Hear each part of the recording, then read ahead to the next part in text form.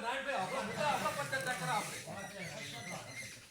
જાનમાં વધુમાં વધુ 2 ઢોર લઈ જતા છે અને શરણાઈ. બરોબર? જાનમાં શરણાઈ અને ઢોર. મુદ્દા નંબર 5 સમાવાનો પ્રસંગ, પડલાનો પ્રસંગ. બુટ્ટી, મંગળસૂત્ર, પગની જાદરી અને સાદી બંગડી આવી પ્લાસ્ટિકની લઈ જવાની રહેશે. આ સિવાય અન્ય કોઈ દાગીના કોઈ પણ સંજોગમાં લઈ જવાના રહેતા નથી. દાગીના 3 લઈ જવાના રહે એના સિવાય કોઈ જગ્યાએ લઈ જવાનું રહેતું નથી. લગ્ન પ્રસંગે હલ્દી રસ, એન્ટ્રી, મારવાની પ્રથા સ્વતંત્ર બંધ કરવામાં આવે છે. બરોબર? પછી આવ્યો છઠ્ઠો મુદ્દો જમણવાર પ્રસંગ. જમણવાર પ્રસંગમાં એક મીઠાઈ, દાળ ભાત, કઠોળ, લીલી શાકભાજી, રોટલી, રોટલા, પૂરી, છાશ રાશી શકાશે. અન્ય બીજી કોઈ પણ આઈટમ રાખવાની રહેતી નથી. આ જમણવાર પ્રસંગ.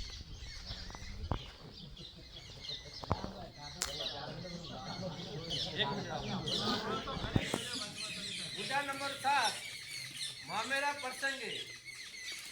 મામેરામાં મહિલા અને પુરુષ સાથે વધુમાં વધુ 100 ની સંખ્યામાં જઈ શકાશે.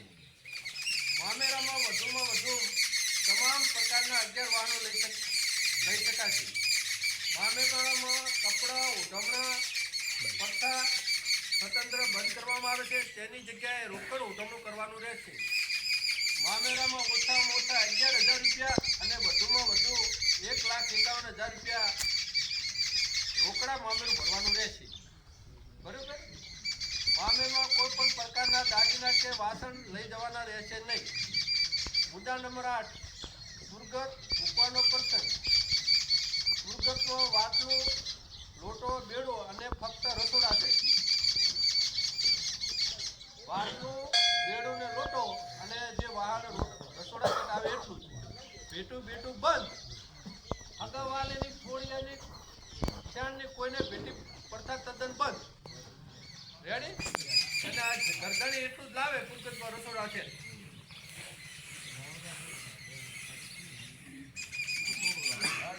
બંધારણમાં ફોટા મઢાવી લેમિનેશન વાળી એક કોપી ભેટમાં આપે એટલે આરી કોપી એક આલવાની જાનવાળાને ગરદણી. કામ રે યાર.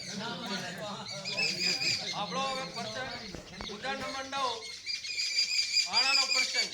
કન્યાને તેડવા જવાનું, આણું મૂકવાનો રિવાજ સ્વતંત્ર બંધ કરવામાં આવે છે. કન્યાને સાસરા પક્ષમાંથી 2 વ્યક્તિ આવીને તેના પીરમાં મૂકી જવાની રહેશે. બરોબર? મુદ્દા નંબર 10 બોલવાનું પ્રથા. બીમારી પ્રસંગે ગાવણા અને આમંત્રણ મળ્યા એટલે કે બોલમણા પ્રથા બંધ કરવામાં આવે છે. બોલમણું અને બધે આમંત્રણ આવતા બોલમણું તો હે કેવાળી તો હોત પણ પ્રથા બંધ એની. દૂધ અને જન્મદિવસની પ્રસંગે આમંત્રણ કે રાવણું રાખવું નહીં. જન્મદિવસે બર્થડે પાર્ટી કે જાહેર કાર્યક્રમ રાખવા નહીં. આ નથી બર્થડે પાર્ટી ઉજવતા એટલે સાદી કોઈ જાહેર કાર્યક્રમ રાખવા નહીં. જન્મદિવસમાં ખુશી પેટે જે વ્યક્તિને નજીકની સમાજની લાઇબ્રેરી અથવા સંસ્થાઓ ફાળો આપી શકાશે.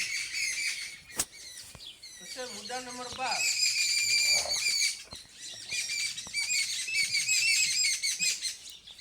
છૂટાછેડા બાબત.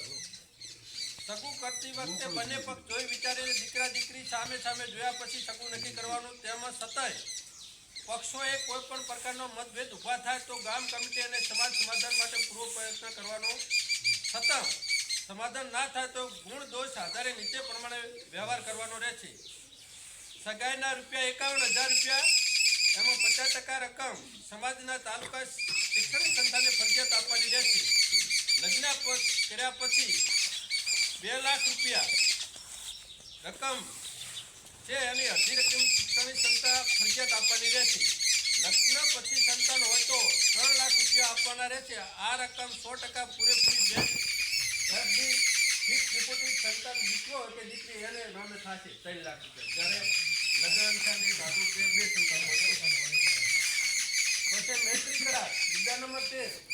મૈત્રી કરાર જેમ જ ભાગીને જેમ લગ્ન કરનારને સમાજ સ્વીકારે નહીં અને તેનું સમર્થન કરવું નહીં. બીજા નંબર 14 અન્ય બાબતો સમાજમાં કોઈ પણ સારા નશા તમામ પ્રકારના પ્રસંગોને વ્યસનવાળી વસ્તુ એટલે કે બીડી અફીણ ગોળીઓ કે અન્ય કોઈ નશાત્મક વસ્તુ વાપરવી નહીં. આ બધું આવી ગયું. એમાં શું આ હું તમને ખુલાસો કે એ વસ્તુ એવો શબ્દ આમાં લખાતો નથી.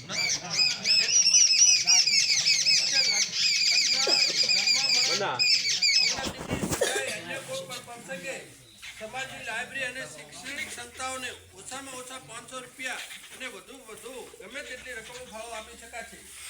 પછી આમ છે 15મો મુદ્દો મરણ પ્રસંગે.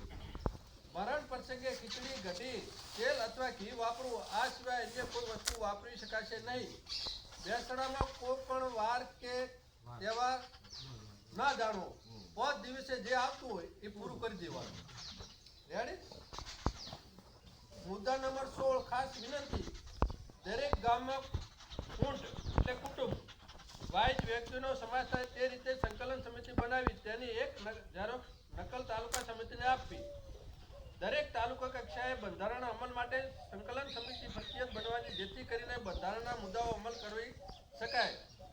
સમિતિના સભ્યો સંખ્યા 21 થી 31 રાખવી. સમાજને વ્યસન મુક્ત બને અને શિક્ષણ મુક્ત બને તેમજ જન સુધી જાગૃતિ આવે તેવા સહજ પ્રયત્નો કરવાના સંકલન સમિતિનું મને કરવાનું રહેશે. પછી દર વર્ષે આ જે મુદ્દા હોળ છે ને, દર વર્ષે આપણે 4/1/2026ની મિટિંગ આખા ઉત્તર ગુજરાતની થઈ છે. એમાં આવતું વર્ષ 4/1/2027 આવશે ત્યારે આવી રીતે જ મોટું પણ એક સંમેલન થશે. આ હોળ મુદ્દાની અંદર આ 12 મહિના સમાજને બંધારણ કરતું રહેવાનું છે અને 1 વર્ષ પછી કાંઈ આમાં આગા પાછું કરવાનું, વધારવું, ઘટાડવાનું થાય તો એ જિલ્લાનું આ જે ઉત્તર ગુજરાતનું જ્યારે આ બધા ભેગા સંતો મંતો આગેવાનો ભેગા થાય ત્યારે ફેરફાર કરવાના રહે છે. બરાબર? વાત આ રીત છે. હોળ મુદ્દા હાટે આપણે નેકરિયા ગામને પાલન કરવાનું છે. બરાબર? એટલે આપણે એમાં કોઈને કાંઈ પ્રશ્ન હોય તો કહો, આપવાની ફરજ છે. બરાબર? પછી આપણે આગળ હેડે